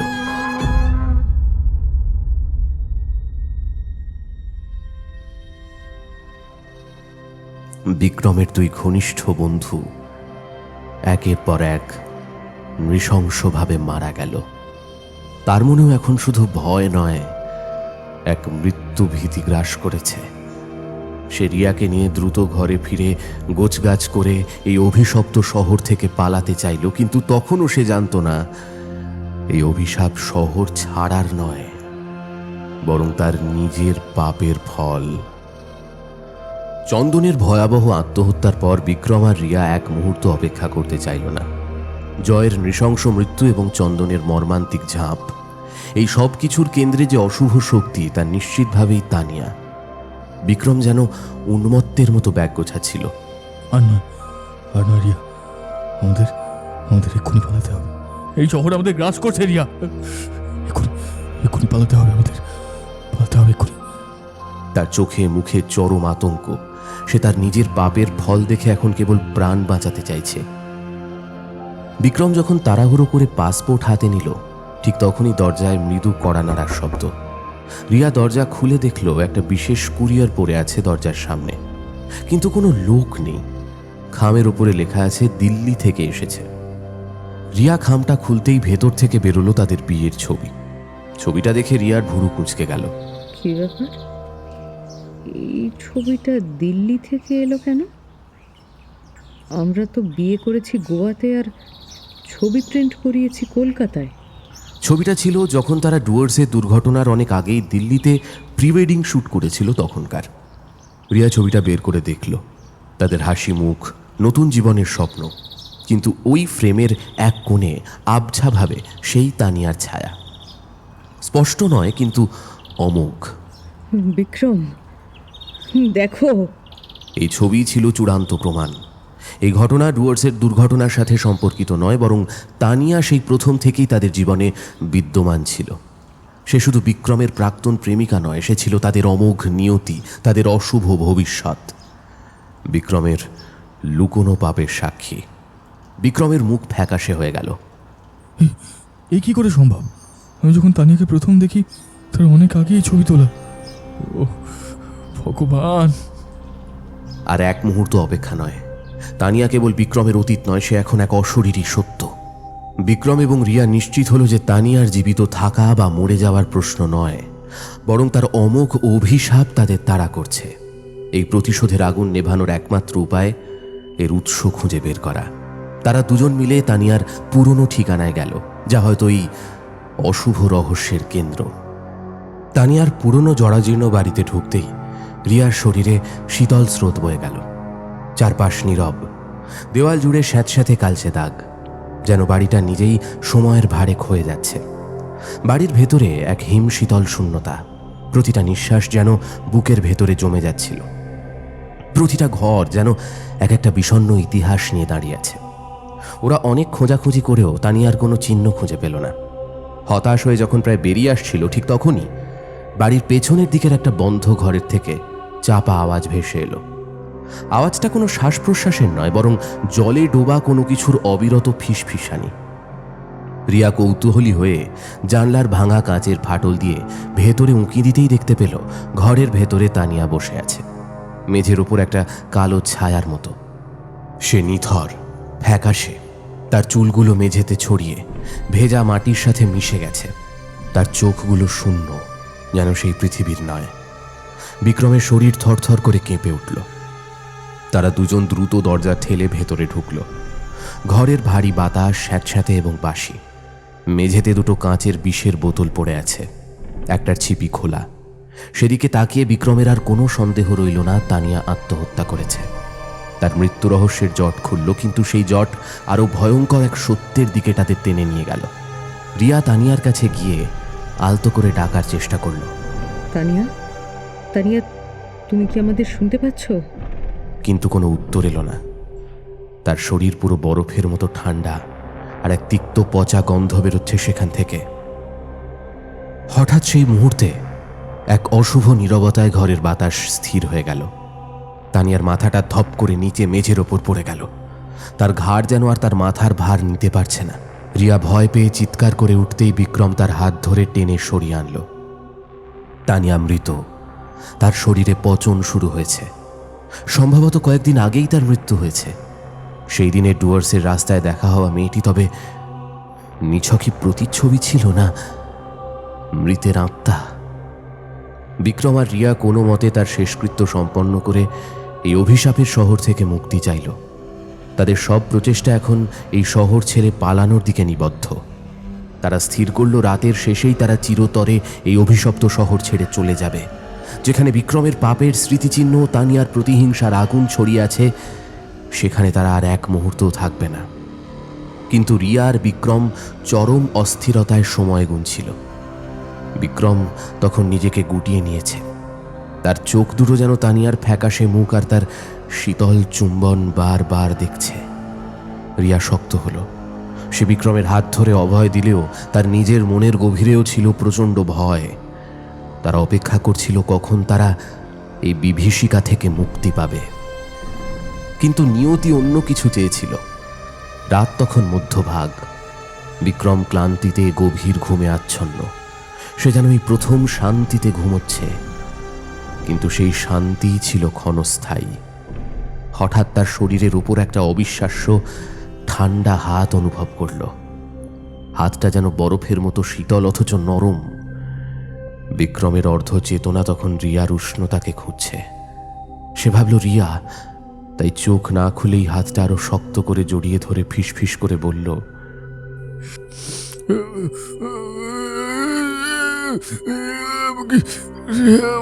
আমাকে ছেড়ে দাও রিয়া, আমাকে ছেড়ে দাও, আমাকে ছেড়ে দাও রিয়া, আমাকে ছেড়ে দাও, আমাকে ছেড়ে দাও। কিন্তু যখন সে চোখ খুলল দেখল পাশে কেউ নেই। রিয়া শান্তভাবে বিছানার অন্য প্রান্তে ঘুমোচ্ছে। বিক্রম আতঙ্কিত হয়ে উঠে বসল। ঘরের অন্য প্রান্তে দেওয়ালের কালো ছায়ার মধ্যে তানিয়া দাঁড়িয়ে আছে। তার চোখ দুটো যেন বিক্রমের দিকেই স্থির। বিক্রমের সারা শরীর তখন ভয়ে কাঁপছে। হৃৎপিণ্ড দ্রুত তালে ছুটছে। তানিয়া বাতাসে ভেসে ধীরে ধীরে বিক্রমের দিকে এগিয়ে এলো। কাছে এসে সে তার ভেজা শ্যাওলা ধরা সবুজ কাপড়ের অংশ দিয়ে বিক্রমের চোখ ঢেকে দিল। বিক্রম যন্ত্রণায় ছটফট করতে লাগলো। তার শ্বাস বন্ধ হয়ে আসছে। কিন্তু ততক্ষণে সেই স্পর্শ আর শীতল গন্ধ রেখে তানিয়া আবার অদৃশ্য। বিক্রম দিশেহারা হয়ে বাথরুমে ছুটল সেই স্পর্শের স্মৃতি মুছে ফেলতে। বেরিয়ে এসে দেখল তানিয়া আবার তার সামনে। এবার সে আয়নার সামনে বসে তার কালো লম্বা চুল আঁচড়াচ্ছে। তার শরীর থেকে অদ্ভুত মিষ্টি একটা গন্ধ ভেসে আসছিল। বিক্রম ভয় পেছোতে শুরু করলো। তার পিছনে দেওয়াল, সে কোনায় গিয়ে আটকে পড়ল। তার শরীর কাঁপছে। তানিয়া সেই অবস্থাতেই বিক্রমের দিকে এগিয়ে এসে তার শীতল হাত বিক্রমের গলা চেপে ধরল। তারপর তাকে কাছে টেনে নিয়ে বিক্রমের ঠোঁটে একটা শীতল চুম্বন করল। বিক্রমের মনে হলো সে যেন মৃত্যুকেই চুম্বন করছে। ঠিক সেই মুহূর্তে রিয়ার ঘুম ভেঙে গেল। সে দেখল বিক্রম মেঝেতে পড়ে বমি করছে। যন্ত্রণায় তার মুখ বিকৃত, তার গলার কাছে আঙুলের ছাপ। রিয়া চিৎকার করে উঠল। সে বুঝতে পারল এটা তানিয়ার কাজ। এই আত্মা বিক্রমকে ধীরে ধীরে শেষ করে দেবে। সে তার সমস্ত শক্তি দিয়ে তানিয়াকে উদ্দেশ্য করে বলল, চলে যাও, ছেড়ে দাও ওকে। পরের মুহূর্তেই রিয়ার শরীর দেওয়ালে ধাক্কা খেয়ে ছিটকে দূরে গিয়ে পড়ল। অন্যদিকে বিক্রম জ্ঞান হারালো। পরের দিন তার আর দেরি না করে অভিশাপের ভার নিয়ে গোয়ার উদ্দেশ্যে যাত্রা করল, এক নতুন জীবনের খোঁজে। কিন্তু তাদের মনে সন্দেহ ছিল, এই অভিশাপ কি কোনো দিন তাদের পিছু ছাড়বে? গোয়ার সোনালি বালিয়াড়িতে জীবনটা যেন আবার স্বাভাবিক হওয়ার এক মরীচিকা। আরব সাগরের উচ্ছল ঢেউয়ের শব্দ আর বোহেমিয়ান ক্যাফেগুলোর প্রাণবন্ত ভিড়ে বিক্রম আর রিয়া ডুয়ার্সের আঁধার আর কলকাতার আতঙ্ককে অনেকটাই ম্লান করে দিতে চেয়েছিল। ভাড়া করা পুরনো পর্তুগিজ ভিলাটা, যার বারান্দা থেকে সমুদ্রের সূর্যাস্ত দেখা যায়, সেটাই ছিল তাদের নতুন ঠিকানা। রিয়া প্রাণপণে চেষ্টা করছিল সেই বিভীষিকার স্মৃতিস্তূপের নিচে নিজেদের সম্পর্ককে চাপা দিয়ে আবার নতুন করে সামনে এগোতে। বিক্রমও আপাত দৃষ্টিতে শান্ত, কিন্তু তার চোখ ছিল সমুদ্রের দিগন্তের মতোই দূরবর্তী, গভীর অপরাধ বোধ আর এক চাপা ভয় ভারী। সেদিন ছিল পূর্ণিমা। রাতের আকাশ রহস্যময় আলোয় ভরা ছিল। ভিলার ভেতরে সমুদ্রের লবণাক্ত হাওয়ায় পর্দাগুলো হালকা দুলছিল। বিক্রম সারাদিন স্টুডিওতে কাজের অজুহাতে নিজেকে ব্যস্ত রাখে এখন। রিয়া জানতো এটা কাজ নয়, বরং নিজের অপরাধের কাছ থেকে পালানোর ব্যর্থ চেষ্টা। একদিন সকালে ঘুম থেকে উঠে রিয়া দেখল তার বিছানার পাশে রাখা টি টেবিলটা হার্ট আকৃতির ফুলের পাপড়ি দিয়ে সাজানো। সেগুলো কোনো সাধারণ গোলাপ নয়, গোয়ার স্থানীয় গাঢ় রক্তবর্ণ গোলাপ। পাপড়িগুলো যেন ভালোবাসার এক নতুন প্রতিশ্রুতি। রিয়া প্রথমে ভাবল বিক্রমই করেছে, তাই সে খুশি হয়ে হাসল। মনে হলো হয়তো এবার এই সমুদ্রের শান্তি সব ঠিক করে দেবে। স্মৃতিগুলোকে আবার নতুন করে ধরে রাখার জন্য রিয়া ক্যামেরাটা হাতে নিতেই তার মনে পড়ল তাদের পুরনো ভালো ছবিগুলো প্রিন্ট করা যাক। তাই সে বিক্রমের স্টুডিও থেকে কিছু পুরনো ছবি প্রিন্ট করতে দিল। বিক্রমের এই ভিলা সংলগ্ন স্টুডিওটা ছিল তার একমাত্র ব্যক্তিগত এলাকা, যেখানে রিয়াও পারতপক্ষে যেত না। ছবিগুলো যখন প্রিন্ট হয়ে এলো, রিয়া সেগুলো গভীর ভালোবাসার সাথে দেখতে শুরু করলো। একটা ছবিতে বিক্রমের সেই অনাবিল হাসি, গোয়ার সৈকতে প্রথম ডিনার করার সময়। আরেকটাতে তাদের সমুদ্র সৈকতে কাটানো মুহূর্ত, যেখানে তাদের পেছনে সমুদ্রের ফেনা। কিন্তু যখন সে একটা বিশেষ ছবির দিকে তাকালো, কোভা বিচে তোলা, ছবিটা দেখেই তার চোখে আবারও সেই পুরনো ভয়াবহ দৃশ্য ফুটে উঠল। সেই তানিয়ার ছায়া। এবার ছায়াটা শুধু ছবির বাইরে নেই, যা আগেরগুলোতে দেখা গিয়েছিল। ছায়াটা যেন ছবির ফ্রেমের ভেতর। বিক্রমের মাথার কাছ থেকে কাঁচের ওপর একটা আবছা ফাটল তৈরি করে ভেতরে ঢুকে যাচ্ছে। ছবিটা দেখে মনে হচ্ছিল তানিয়া যেন জোর করে এই ফ্রেমের আনন্দময় মুহূর্তটাকে, এই সুন্দর স্মৃতিটাকে ভেঙে ভেতরে প্রবেশ করতে চাইছে। এই বিভৎসতা যেন ছবির সুখী মুহূর্তের ওপর এক বিষাক্ত আঁচড়। রিয়ার হৃৎপিণ্ড যেন এক মুহূর্তের জন্য স্তব্ধ হয়ে গেল। সে দ্রুত ছবিটার কাছে গেল, তার হাত কাঁপছিল। সে ফ্রেমটা হাতে নিয়ে কাঠের ফ্রেমের পেছনের অংশে খুঁটিয়ে খুঁটিয়ে দেখল। ফ্রেমটা ছিল কালো পুরনো সেগুন কাঠের। ফ্রেমের নিচে একদম ভেতরের দিকে কাঠের ফ্রেমে একটা ছোট প্রায় অদৃশ্য ফাটল। ফাটলটা যেন সেই ছায়ার প্রবেশের পথ, এক ভৌতিক দরজা। রিয়ার মন তাকে সতর্ক করল, এই ফাটল, এই ছায়া, এগুলো নিছক কাকতালীয় নয়, এগুলো কোনো আলোর ভুল নয়। সে যেন এবার এক গভীর সত্যের মুখোমুখি হতে চলেছে, যা এতদিন বিক্রম তার কাছ থেকে গোপন করে রেখেছিল। এবার আর কোনো ভুল করা যাবে না, আর কোনো আবেগের বশে নিজেকে থামানো যাবে না। রিয়া দ্রুত বিক্রমের স্টুডিওর স্টোর রুমে গেল। ঘরটা সবসময় তালা দেওয়া থাকতো। বিক্রম কখনো রিয়াকে এই রুমের ভেতরে যেতে দিত না। এটাই ছিল বিক্রমের রহস্যের কালো বাক্স। রিয়ার হাতে সময় কম। বিক্রম স্থানীয় ফটোগ্রাফি ক্লাবের এক মিটিংয়ে গেছে। সে যে কোনো মুহূর্তে ফিরে আসতে পারে। রিয়া রান্নাঘরের ক্যাবিনেট থেকে বিক্রমের লুকিয়ে রাখা একটা এক্সট্রা চাবি পেল। কাঁপা হাতে রিয়া দরজায় চাবিটা ঢোকালো। একটা যান্ত্রিক শব্দে তালা খুলে গেল। ঘরের ভেতরে ঢোকার পর একটা ভ্যাপসা গন্ধ রিয়াকে গ্রাস করল, যেন অনেক দিনের পুরনো চাপা পড়া কোনো শ্বাস প্রশ্বাসের দুর্গন্ধ।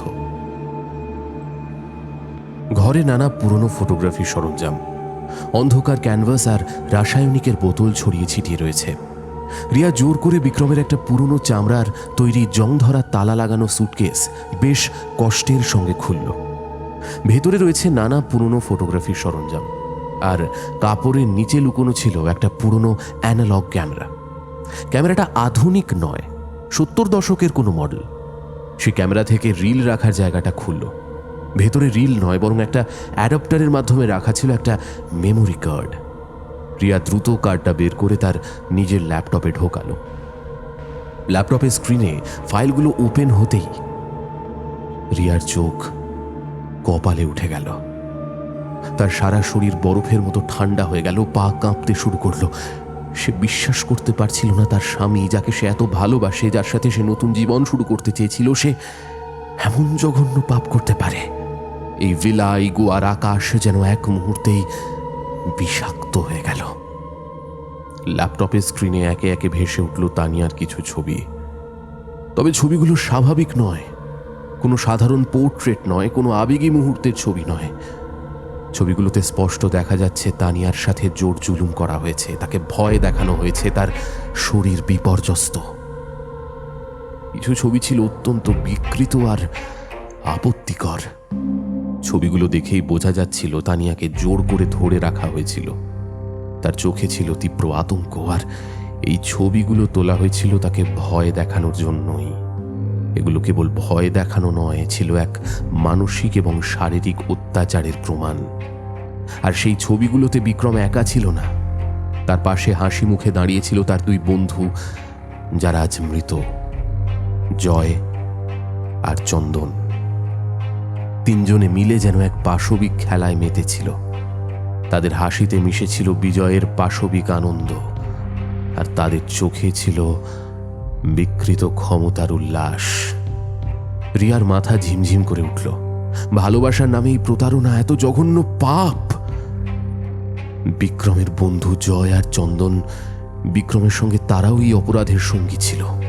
এই তিনজনের মিলিত পাপে একজন মেয়ের জীবন শেষ হয়ে গিয়েছিল, আর এখন প্রতিশোধের আগুন তাদের তিনজনকেই গ্রাস করেছে। তাদের মৃত্যু কোনো কাকতালীয় নয়, বরং এই পাপের নির্মম প্রতিদান। রিয়া তখনও ল্যাপটপের সামনে বসে, তার চোখে জল নেই, শুধু এক হিম শীতল ঘৃণা আর এক তীব্র শূন্যতা। তার ভালোবাসা, তার বিশ্বাস সব যেন এক নিমেষে ভেঙে গেল। সে জানে এই সত্যি আবিষ্কারের পর তাদের সম্পর্কের আর কোনো ভবিষ্যৎ নেই। গোয়ার এই শান্ত সমুদ্র তীরে দাঁড়িয়েও সে যেন নরকের মুখ দেখতে পাচ্ছে। হঠাৎ দরজায় চাবির শব্দ হলো। বিক্রম ফিরে এসেছে, তার মুখে সামান্য হাসি। সে স্টুডিওর দরজা খোলা দেখে অবাক হলো না, বরং রিয়াকে ভেতরে দেখে তার মুখ কালো হয়ে গেল। কি কি করছো রিয়া এখানে? আমি আমি আমি ভেবেছিলাম তুমি হয়তো হয়তো হয়তো বাইরে আছো। চলো বাইরে এসো, আমরা বাইরে যাব। তুমি না হলে আজকে সূর্যাস্ত মিস করবে। 1 মিনিট বিক্রম, তোমরা এই মেয়েটার সাথে কি করেছিলে?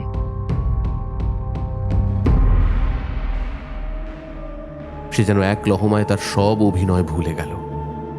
ল্যাপটপের স্ক্রিনের দিকে তার চোখ গেল, তারপর রিয়ার হাতে থাকা ফাটলযুক্ত ফ্রেমের দিকে। সে দেখল ল্যাপটপে সেই গোপন ছবিগুলো চলছে, তানিয়ার সেই আতঙ্কিত মুখ। সে আর লুকোতে পারল না, তার মাথা নত হয়ে এলো। গোয়ার গরম বাতাসও যেন তার কপালে ঘামের সৃষ্টি করতে পারল না। তার পরাজয়, তার পাপ সবকিছু রিয়ার সামনে উন্মোচিত হয়ে গেছে। সে যেন এই মুহূর্তে তানিয়ার চেয়েও বেশি ভয়ঙ্কর এক বিচারকের সামনে দাঁড়িয়ে। রিয়া, আমি তোমাকে সব বলবো, বিশ্বাস করো, আমি সব বলবো তোমাকে। আমরা শুধু ভয় দেখাতে চেয়েছিলাম রিয়া, কোনো ক্ষতি নয়। বাইরের সমুদ্রের ঢেউয়ের শব্দ যেন তীব্র আর্তনাদে পরিণত হলো। তাদের দরজার বাইরে গোয়ার রাতে কেউ যেন অপেক্ষা করছিল। বিক্রমের মুখ তখন এক জঘন্য ক্যানভাসের মতো। সেখানে অনুশোচনা, ভয় আর আত্মধিক্কারের কদর্য রং মাখানো। ল্যাপটপের স্ক্রিনে তানিয়ার নির্যাতিত ছবিগুলো তখনও জ্বলজ্বল করছে। রিয়ার শীতল স্থির প্রশ্নের সামনে বিক্রম আর কোনো অভিনয় করতে পারল না। সে মাথা নিচু করে স্বীকার করল সেই ভয়াবহ ঘৃণ্য সত্য। রিয়া, আমি যখন তানিয়ার সঙ্গে সম্পর্ক ভাঙতে চাইলাম, তখন থেকেই তানিয়া পাগলের মতন আমার পেছনে লেগে রইল। সে আমাকে না ছাড়ার জন্য জেদ ধরল। আমি প্রায় পাগলই হয়ে গিয়েছিলাম। তখন চন্দন একটা প্ল্যান করলো। সে বলেছিল তানিয়াকে ভয় দেখাতে, তানিয়ার কিছু আপত্তিকর ছবি তুলে তাকে ব্ল্যাকমেল করা যাক, যাতে সে ভয় পেয়ে দূরে চলে যায়। সে আমাকে বলেছিল যে এটাই একমাত্র পথ। রিয়া কাঁপতে কাঁপতে তার দিকে এগিয়ে এলো। তার চোখে তখন আর ভালোবাসার রেশ নেই, আছে শুধু এক শীতল ভয়ঙ্কর অবিশ্বাস। আর সেই প্ল্যানটা কিভাবে কার্যকর হলো? বিক্রমের চোখ ফেটে জল বেরিয়ে এলো, তার গলা কেঁপে উঠল, যেন প্রতিটা শব্দ তার জিভ চিড়ে বেরোচ্ছে। আমরা তানিয়াকে একটা শ্যুটের নাম করে স্টুডিওতে রেখেছিলাম। আমি তাকে বলেছিলাম যে এটা আমার নতুন প্রজেক্ট। কিন্তু কিন্তু যখন সে একা হলো, জয় আর চন্দন তারা দুজনে মিলে তাকে জোর করে ধরে ওরা ওরা নিজেদেরকে থামাতে পারেনি রিয়া। ওরা দুজন মিলে তানিয়াকে ধর্ষণ করে। ঘরে এক অসহনীয় নীরবতা নেমে এলো। কেবল বিক্রমের কান্নার শব্দ আর রিয়ার দ্রুত অস্থির শ্বাস প্রশ্বাসের শব্দ।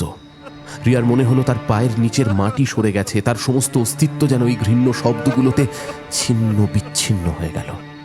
সে বিশ্বাস করতে পারছিল না সে কি শুনছে। যে মানুষটাকে সে স্বামী হিসেবে গ্রহণ করেছে সেই রকম এক পিশাচ তুল্য। রিয়া এক পা পিছিয়ে গেল। তার গলার স্বর যদিও দুর্বল, কিন্তু তার ভেতরে এক ঘৃণা ঝরে পড়ছিল। আর তুমি তখন কি করছিলে? তোমার বন্ধু যখন একটা মেয়েকে, বলা ভালো তোমার প্রাক্তন প্রেমিকাকে, এমন নৃশংসভাবে আঘাত করছে, তখন তুমি কি করছিলে বিক্রম? বিক্রম আরো জোরে কেঁদে উঠল। তার শরীর মেঝেতে লুটিয়ে পড়েছে।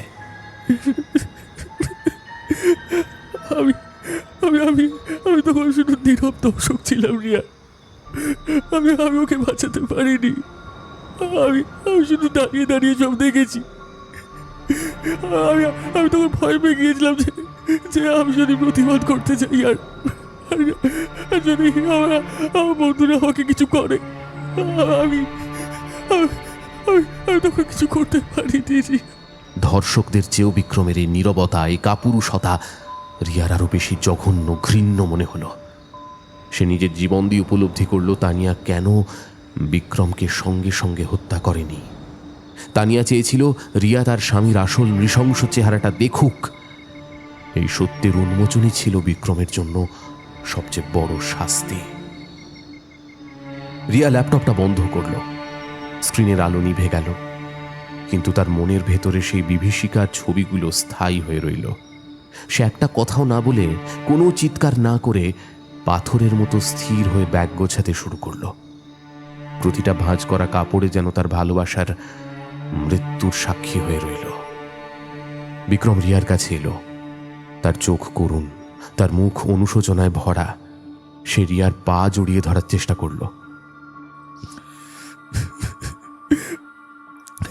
রিয়া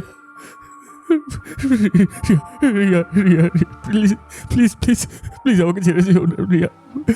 আমি আমি আমি আমি তোমার কাছে হাত জোর করছি, প্লিজ প্লিজ প্লিজ আমাকে ছেড়ে যেও না।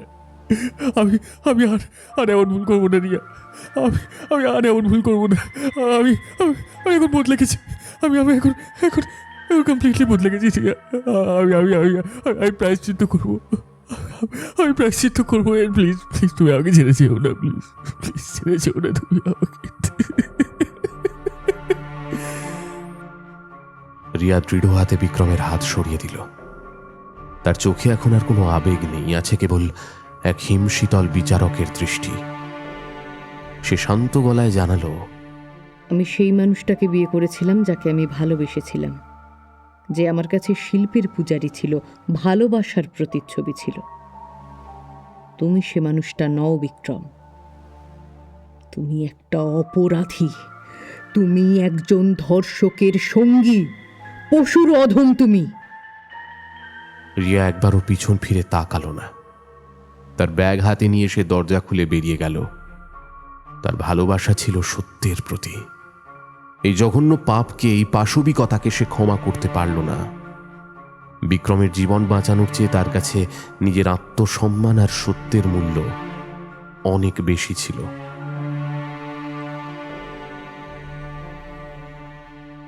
বিক্রম তাকে থামাতে পাগলের মতো দরজা পর্যন্ত ছুটে এলো, কিন্তু দরজাটা সজোরে বন্ধ হয়ে গেল। বিক্রমের কান্নার শব্দ আর তার আর্তনাদ সেই বন্ধ দরজার ওপার থেকে ভেসে এলো। সে অনেক ধাক্কা মারল, তার কাঁধের যন্ত্রণা শতগুণ বেড়ে গেল, কিন্তু দরজাটা আর খুলল না। দরজাটা যেন কোনো অদৃশ্য শক্তি দিয়ে বন্ধ করা। বিক্রম বুঝতে পারল এটা তানিয়ার কাজ।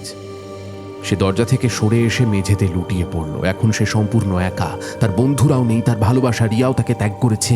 এই একাকিত্ব, এই শূন্যতা, এটাই তানিয়ার চূড়ান্ত প্রতিশোধ। দরজার ওপার থেকে রিয়াও তার কান্না শোনে, কিন্তু সে থামল না। সে জানে এই নরকের পাপী তার করুণার যোগ্য নয়। সিঁড়ি দিয়ে নামতে নামতে তার কানের কাছে তানিয়ার ফিসফিসিয়ে বলা কয়েকটা কথা শুনতে পেল। চলে যাও রিয়া, তুমি মুক্ত, কিন্তু বিক্রমকে আমি ছাড়বো না। বিক্রম সেই বন্ধ ঘরের ভেতরে তার পাপের কারাগারে বন্দী হয়ে রইল। তানিয়া প্রতিশোধ নিচ্ছে, আর সেই প্রতিশোধের আগুন এখন কেবল বিক্রমকেই পুড়িয়ে মারবে।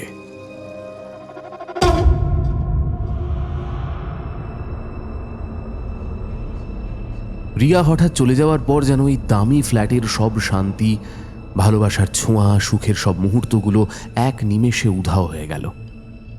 জায়গাটা এখন আর থাকার মতো কোনো ঘর বলে মনে হচ্ছে না, যেন একটা ঠান্ডা, দম বন্ধ করা ভূতের আড্ডাখানা বা নরক। বিক্রমের কান্না যদিও থেমেছে, কিন্তু সেই জায়গায় এখন জেঁকে বসেছে এক ভয়ানক ভয়। ঘরের প্রতিটা জিনিস, প্রতিটা ছায়া যেন বিক্রমকে আঙুল দিয়ে দেখাচ্ছে। মনে হচ্ছে যেন ঘরের কোনায় কোনায় তার নিজের করা পাপের দম আটকে যাওয়া নিঃশ্বাস ঘুরে বেড়াচ্ছে। বিক্রম ওঠার চেষ্টা করলো, একবার নয়, বারবার, কিন্তু তার শরীরের প্রতিটা মাংসপেশি যেন ধর্মঘট করেছে। কেউ তাকে সাহায্য করছে না। সে বুঝতে পারল একটা অদৃশ্য, ভয়ঙ্কর, খুব ভারী কিছু তাকে মেঝের সঙ্গে চেপে ধরে রেখেছে। সে আজ সত্যি একা, আর এই একা থাকাটাই ছিল তানিয়ার দেওয়া সবচেয়ে কঠিন শাস্তি। যেন বেঁচে থেকেও সে এক নরকে জেল খাটছে।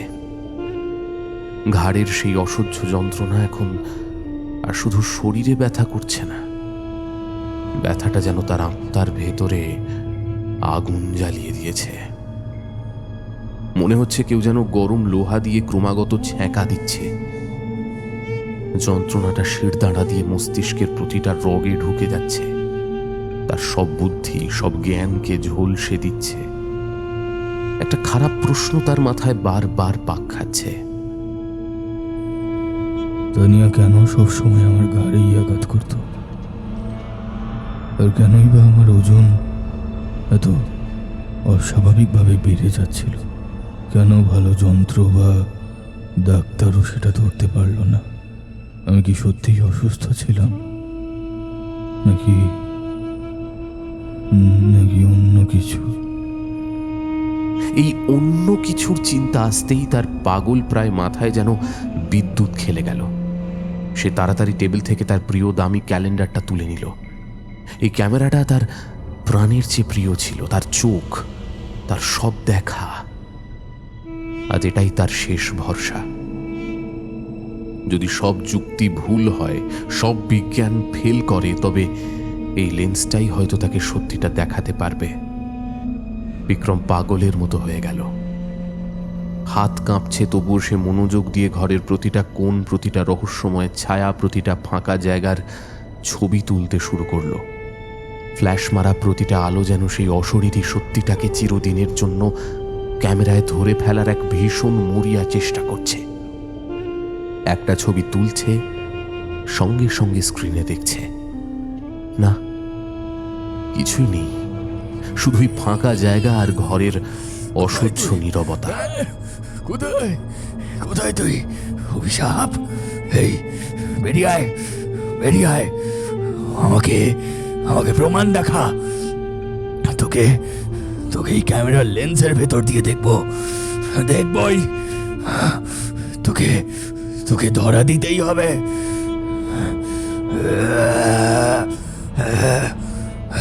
কিন্তু ক্যামেরার ফ্ল্যাশ শুধু ঘরের শূন্যতাকেই আরো জোরালো করল। তার প্রতিটা চেষ্টা, প্রতিটা চিৎকার যেন তানিয়ার অদৃশ্য ঠান্ডা ব্যঙ্গাত্মক হাসির প্রতিধ্বনি হয়ে তার কানে ফিরে এলো। সে জানতো না ভাগ্য তার জন্য তখনও এক চূড়ান্ত দৃশ্য সাজিয়ে রেখেছিল। হতাশা আর পাগলামির শেষ সীমায় পৌঁছে বিক্রম ক্যামেরাটা মেঝের মার্বেলে সজোরে ছুঁড়ে মারল। বিকট শব্দে যন্ত্রটা গুঁড়ো গুঁড়ো হয়ে গেল, কিন্তু সেই ধ্বংসের ঠিক শেষ মুহূর্তে ক্যামেরার সেন্সরটা নিজে থেকেই চালু হয়ে একটা শেষ ভয়াবহ ফ্ল্যাশ মারল, যেন নিয়তি নিজের হাতে শেষ ছবিটা তুলল। বিক্রমের শরীর তখন থরথর করে কাঁপছে, হাত পা অবশ। কোনো মতে সে মেঝে থেকে ভাঙা ক্যামেরাটা তুলে নিল। স্ক্রিনটা একটু ফেটে গেছে, কিন্তু ছবিটা দেখা যাচ্ছিল। সে ছবিটা দেখল। যা দেখল তাতে তার শেষ বুদ্ধিটুকুও চিরদিনের জন্য শেষ হয়ে গেল। ছবিতে দেখা যাচ্ছে বিক্রমের ঘাড়ের ওপরে একটা ঝাপসা কালো ধূসর চেহারা। সেটা একটা ছোট মেয়ের মতো, ঠিক শিশু নয়, বরং একটা অশরীরী। ভয়ঙ্কর তার ভার ঘাড়ের ওপর চেপে বসে আছে। তার এলোমেলো চুল, ফ্যাকাশে শূন্য চোখ, বিক্রমের ঘাড়ের রগগুলো শক্ত করে ধরে আছে। এই চাপটাই তার অস্বাভাবিক ওজন আর অসহ্য যন্ত্রণার মূল কারণ। বিক্রমের মুখ থেকে একটা তীক্ষ্ণ অস্বাভাবিক চিৎকার বেরিয়ে এলো। সেই আওয়াজ আসলে কোনো মানুষের ছিল না, ছিল এক আহত, ধোঁকা খাওয়া আত্মার। ঘাড়ের অসহ্য কষ্টের কারণ সে এতদিনে বুঝতে পারল। তানিয়ার আত্মা এতগুলো দিন ধরে তার ঘাড়ে চেপে বসেছিল আর তাকে ধীরে ধীরে শেষ করে দিচ্ছিল। তানিয়া তানিয়া তানিয়া তানিয়া তুই আমার কাঁদ থেকে না, তানিয়া তানিয়া তানিয়া তানিয়া তানিয়া তুই আমার কাঁদ থেকে না, আমার কাঁদ থেকে না, আমার কাঁদ থেকে না, লাগছে লাগছে আমার লাগছে লাগছে আমার কাঁদ থেকে না, আমার কাঁদ থেকে না, তানিয়া তানিয়া কাঁদ থেকে না, আমার কাঁদ থেকে না, তানিয়া তানিয়া আমার কাঁদ থেকে না। বিক্রম পাগলের মতো নিজের ঘাড় আঁচড়াতে শুরু করলো। তার নখ চামড়া ছেড়ে গভীর ক্ষত তৈরি করলো, কিন্তু একটা আত্মাকে কিভাবে তাড়ানো যায়, তার পাগলামি তখন চরম পর্যায়ে। বিক্রমের সব বোধ বুদ্ধি লোপ পেয়েছে। তার মনে হলো তানিয়াকে তাড়ানোর একটাই রাস্তা, আগুন দিয়ে শুদ্ধ করা হাই ভোল্টেজের বিদ্যুৎ। সে ঘরের দেওয়ালে লাগানো একটা কারেন্টের তার পাগলের মতো ছিঁড়ে নিল। তার বদ্ধমূল ধারণা হলো বেশি ভোল্টের ইলেকট্রিক শক দিলেই তানিয়ার আত্মাই শরীর ছেড়ে চিরদিনের জন্য পালাবে। বিক্রমের চোখ তখন স্থির, শূন্য দৃষ্টিতে ভরা। সে কড়ের প্লাস্টিক কভার সরিয়ে দুটো খোলা তার উন্মত্তের মতো প্রথমে নিজের কাঁধে, তারপর ঘাড়ের ওপর চেপে ধরল। বদলার আগুন এখন বিক্রমের নিজের ভেতরেও জ্বলছে। সে যেন নিজেই নিজের হত্যাকারী হলো। সঙ্গে সঙ্গেই বিক্রমের শরীরটা একটা তীব্র ভয়ানক ঝাঁকুনি দিয়ে ধোঁয়া আর পোড়া মাংসের গন্ধ ছড়িয়ে মাটিতে লুটিয়ে পড়ল। বিদ্যুৎ তার শরীরের ভেতরে এক চূড়ান্ত ধ্বংসলীলা চালালো। বিক্রমের জীবনের শেষ মুহূর্তের সাক্ষী হিসেবে ছিল একটা তীব্র আলোর ঝলকানি। তানিয়ার প্রতিশোধের গল্পের শেষটুকু নৃশংসভাবে লেখা হয়ে গেল। বিক্রমকে একটা পাগলাগারদে ভর্তি করা হয়েছে। বিদ্যুতের শকের কারণে তার মস্তিষ্ক খুব বাজেভাবে ক্ষতিগ্রস্ত হয়েছে। সে এখন একজন উন্মাদ। তার শরীর প্রায় অর্ধেক পঙ্গু। সে একটা চেয়ারে বসে সারাদিন শুধু দুলতে থাকে।